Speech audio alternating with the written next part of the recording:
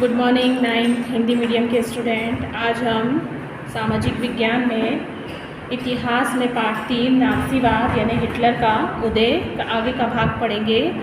हमने पढ़ा कि किस तरह से जब चीज़ों की कीमतें आसमान छूने लगी तो जर्मन के लोग थे, नागरिक थे, वो पाव रोटी खरीदने के लिए बैलगाड़ी में नोट भरकर ले जाते थे और जो जर्मन समाज था वो दुनिया में हमदर्दी का पात्र बनकर रह गया।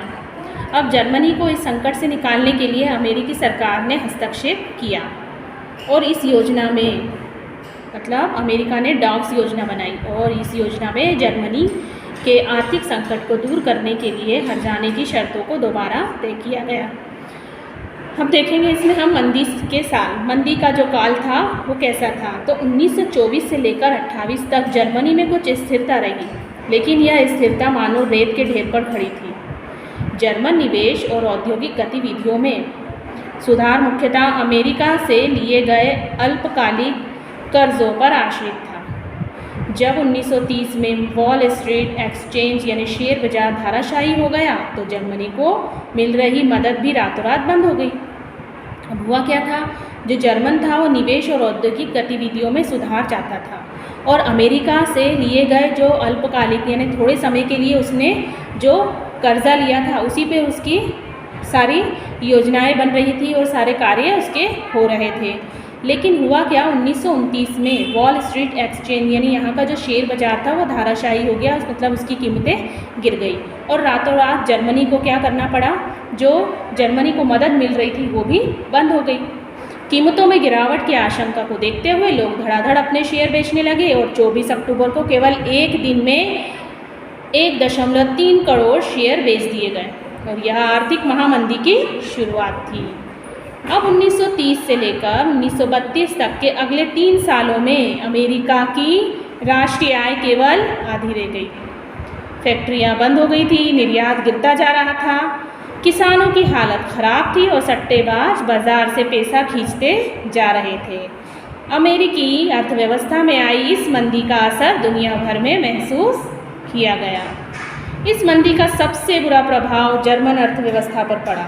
1932 में जर्मनी का औद्योगिक उत्पादन 1930 के मुकाबले केवल कितना रह गया, 40%। मजदूर या तो बेरोजगार होते जा रहे थे या उनके वेतन काफ़ी गिर रहे थे और इनकी संख्या कम से कम जो बेरोजगार लोग थे उनकी संख्या कहाँ तक पहुँच गई, 60 लाख तक। जर्मनी की सड़कों पर ऐसे लोग बड़ी तादाद में दिखाई देने लगे जो मैं कोई भी काम करने को तैयार हूँ ऐसा लेकर वो तख्ती अपने गले में डालकर खड़े रहते थे क्योंकि वो बेरोज़गार थे और उन्हें काम चाहिए था। इसमें बेरोज़गार नौजवान या तो ताश खेलते पाए जाते थे या नुक्कड़ों पर झुंड लगाए रहते थे, इकट्ठे होकर बातचीत करते रहते थे। फिर रोज़गार दफ्तरों के बाहर इनकी लंबी लंबी कतारें देखने को मिलती थी। जैसे जैसे रोज़गार खत्म हो रहे थे, युवा वर्ग आपराधिक गतिविधियों में लिप्त होता जा रहा था। चारों तरफ गहरी हताशा का माहौल था। आर्थिक संकट ने लोगों को गहरी बेचैनी, डर पैदा कर दिया था। डरने लगे थे कि कब क्या हो जाए। फिर उनके पास पैसे भी नहीं थे, ना ही नौकरी थी। मध्य वर्ग, खासतौर से वेतनभोगी कर्मचारी और पेंशनधारियों की बचत भी सिकुड़ती जा रही थी। जो भी वो बचत कर रहे थे वो बचत हो नहीं रही थी। कारोबार ठप हो गया था और जो छोटे मोटे व्यवसायी, रोज़गार में लगे लोग और खुदरा व्यापारी थे उनकी भी हालत ख़राब होती जा रही थी। यानी समाज में आर्थिक संकट आ गया था। समाज के इन तबकों को सर्वहाराकरण का भय सता रहा था। उन्हें डर था कि अगर यही ढर्रा रहा तो वे एक दिन मजदूर बनकर ही रह जाएंगे या हो सकता है कि उनके पास रोज़गार ही ना हो। अब सिर्फ संगठित मजदूर ही थे जिनकी हिम्मत टूटी नहीं थी, मतलब जो एक संगठन बनाकर मजदूरी का काम कर रहे थे, सिर्फ वो ही हिम्मत जुटा रहे थे। लेकिन बेरोजगारों की बढ़ती फौज उनकी मोल भाव क्षमता को भी चोट पहुंचा रही थी। बड़े व्यवसाय संकट में आ गए थे। किसानों का एक बहुत बड़ा वर्ग कृषि उत्पादों की कीमतों में बेहिसाब गिरावट की वजह से परेशान था। युवाओं को अपना भविष्य अंधकार में दिखाई दे रहा था और बच्चों को पेट भर पाने में भी असफल औरतों को जो औरतें थीं उनके दिल भी डूब रहे थे, क्योंकि वो 2 वक्त की रोटी भी अपने बच्चे को ठीक तरह से नहीं दे पा रहे थे। अब उधर ये तो आर्थिक संकट की बात थी। अब राजनीति क्या चल रही थी? तो राजनीतिक स्तर पर वाइमर गणराज्य एक नाजुक दौर से गुजर रहा था। वाइमर संविधान में कुछ ऐसी कमियां थी जिनकी वजह से इस राज्य की कभी भी स्थिरता और अस्थिरता और तानाशाही का शिकार ये बन सकता था। इनमें से एक कमी अनुपातिक प्रतिनिधित्व से संबंधित थी। वो क्या था कि इस प्रावधान की वजह से किसी एक पार्टी को बहुमत मिलना लगभग नामुमकिन बन गया था। हर बार गठबंधन सरकार सत्ता में आ रही थी। दूसरी समस्या ये थी कि अनुच्छेद 48 की वजह से राष्ट्रपति को आपातकाल लागू करने और नागरिक अधिकार रद्द करने और अध्यादेशों के जरिए शासन चलाने का अधिकार दिया गया था।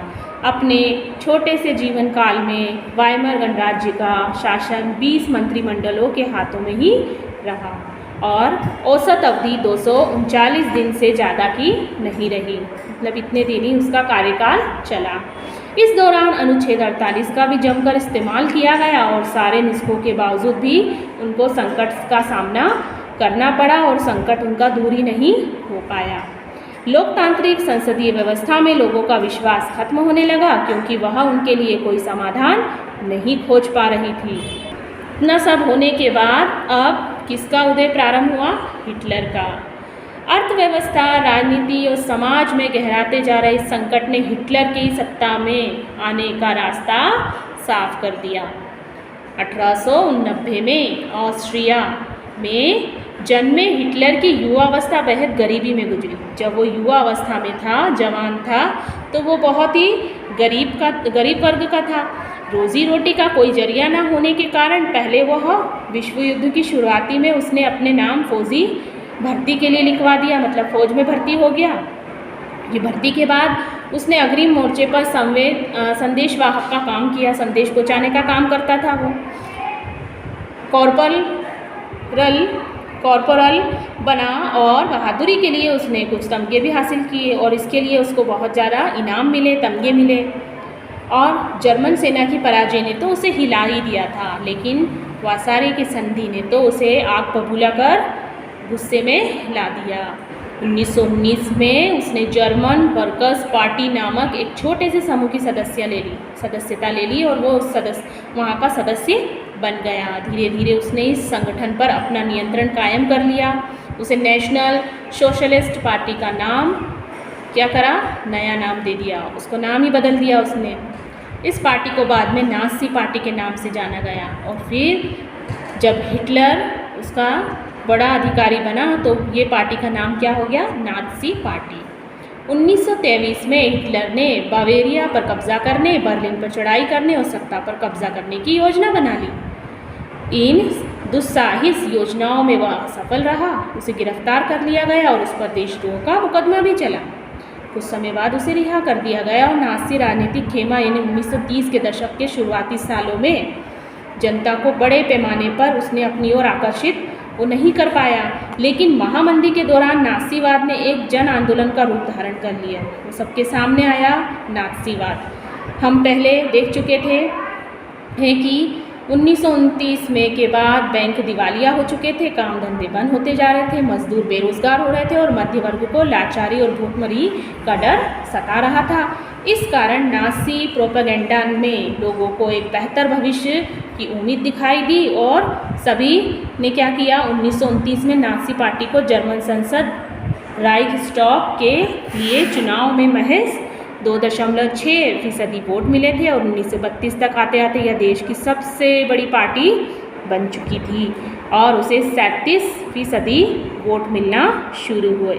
इस तरह से एक नई पार्टी का जन्म हुआ और यहाँ से हिटलर के सफलता की शुरुआत हो गई। तो यहाँ तक आपको इस पाठ को पढ़ना है। अगला भाग हम अगली वीडियो में पढ़ेंगे।